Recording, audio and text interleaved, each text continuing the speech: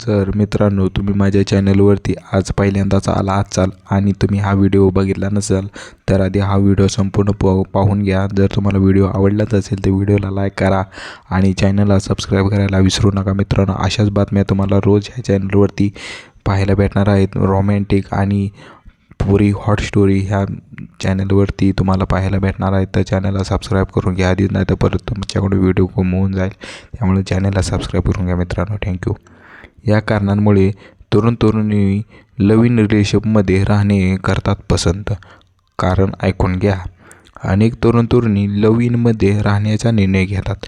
तरुणाचा कल live in रिलेशनशिपकडे इतका का आहे याची काही निरीक्षण आपण सांगणार आहोत। तरी तुम्ही चॅनलवरती नवीन असाल तर चॅनलला सबस्क्राईब करून घ्या मित्रांनो।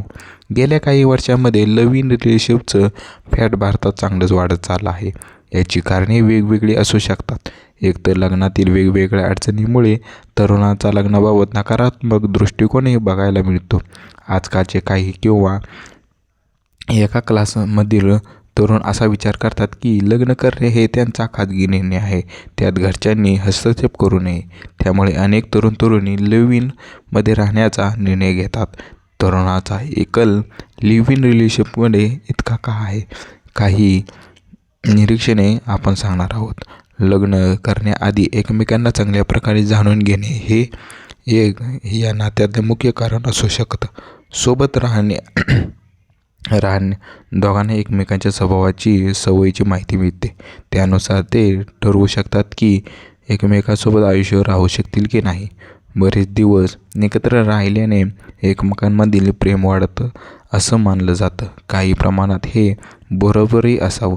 लग्नाआधी दोघांमधील नातं आणखी घट्ट व्हावं हे सुद्धा या नात्यात अडकण्याचं कारण असू शकतं। प्रेम वाढलं तर चांगलीच गोष्ट आहे, नाही तर वाढलं तर तेही कळेलच।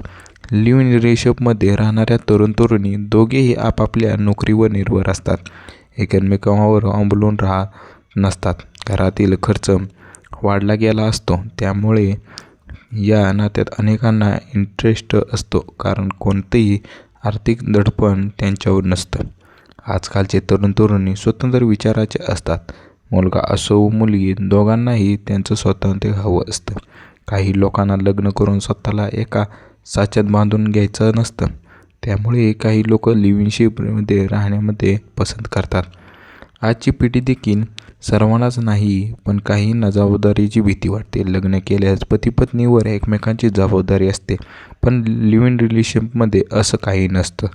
त्यामुळे काही तरुण हे नातं स्वीकारतात। लिव्ह इन रिलेशनशिपमध्ये पार्टनरसोबत कोणत्याही प्रकारची अडचण असेल तर तुम्ही विचार करून त्याला सोडू शकता।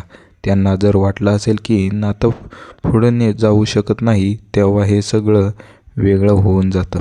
अनेकदा काही मुलांना पार्टनरच्या फॅमिलीसोबत जुळवून घेण्यास अडचण असते।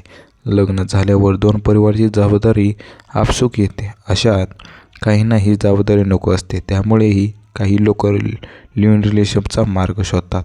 जर मित्रांनो तुम्हाला हा व्हिडिओ आवडला असेल तर व्हिडिओला लाईक करा आणि चॅनलला सबस्क्राईब करून घ्या मित्रांनो, कारण तुम्हाला अशाच रोमॅन्टिक बातम्या ह्या चॅनलवरती पाहायला भेटणार आहेत। धन्यवाद मित्रांनो, थँक्यू।